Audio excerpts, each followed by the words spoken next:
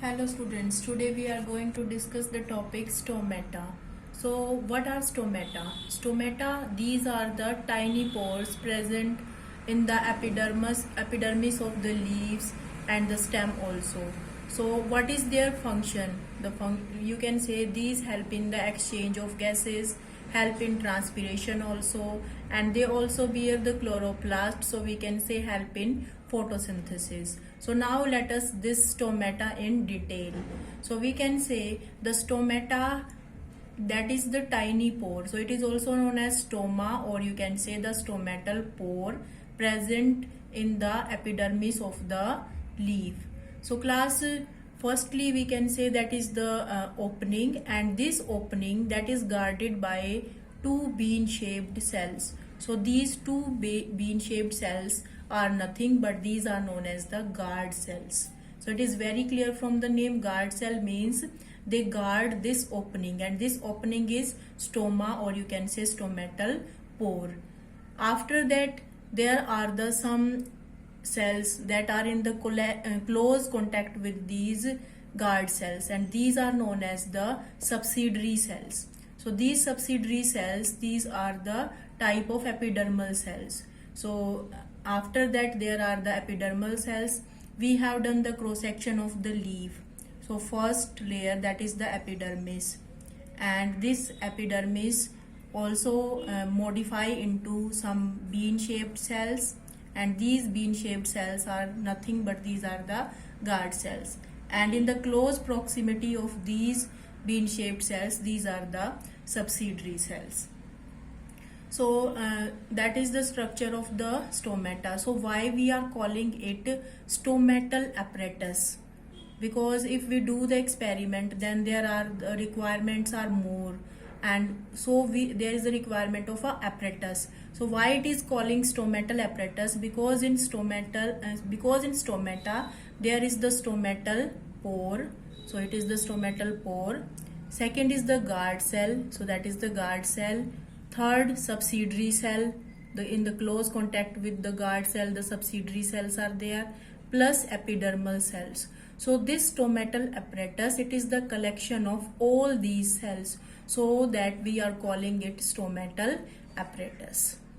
Okay, then what is the shape of these guard cells in case of monocote and dicot? So in case of dicot, these guard cells are bean shaped, or you can say kidney shape in case of dicot plant, and these are dumbbell shape in case of monocote. If I am providing you a leaf and you have to do the cross section of that leaf, and when you will observe it under microscope, so with the help of the shape of the guard cells, you can tell it is the monocote leaf or it is the dicot leaf.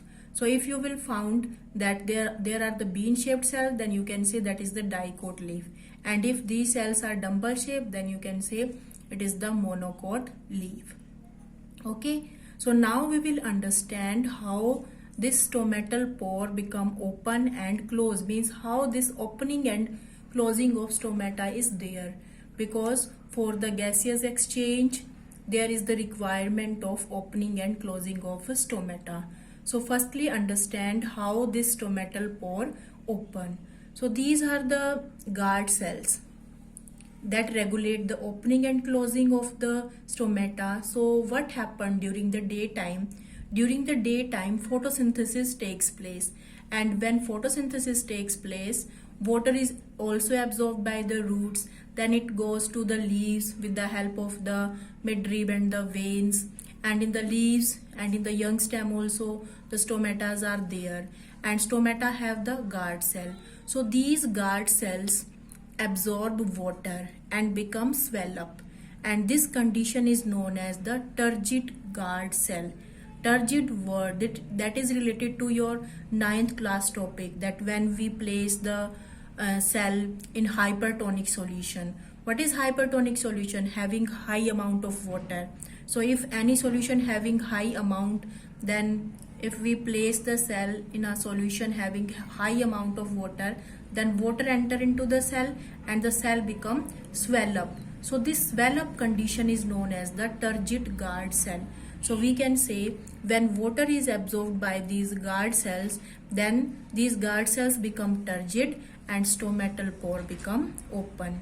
And if this stomatal pore open, then there will be the exchange of the gases like the oxygen also, because oxygen, that is the waste product of photosynthesis, and carbon dioxide also can enter into the, you can say, the stomatal pore, because carbon dioxide is also required for photosynthesis.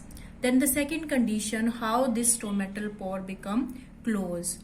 So during the night time, the water concentration that become less, and the guard cells of the stomata, they lose water, and if they lose water, then this stage is known as flaccid guard cell. So if the guard cells become flaccid, then we can say stomatal pore close.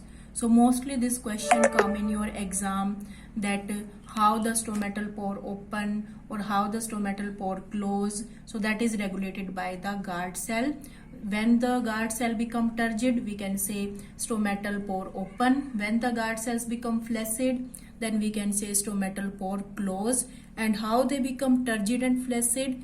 By taking water, or you can say by absorbing water they become turgid, and by releasing water they become flaccid.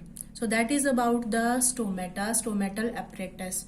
So in this topic we have discussed that the stomata, structure of the stomata. So here the epidermal cells are there around it. These are known as the epidermis cells. And in the stomata, chloroplast is also there. So we can say stomata also help in photosynthesis, because chloroplast have chlorophyll, so it also help in photosynthesis. So that is about stomata. And in your exam, functions of stomata also asked. So what are the function of stomata? Help in the exchange of the gases, help in transpiration, and also help in photosynthesis. Thank you.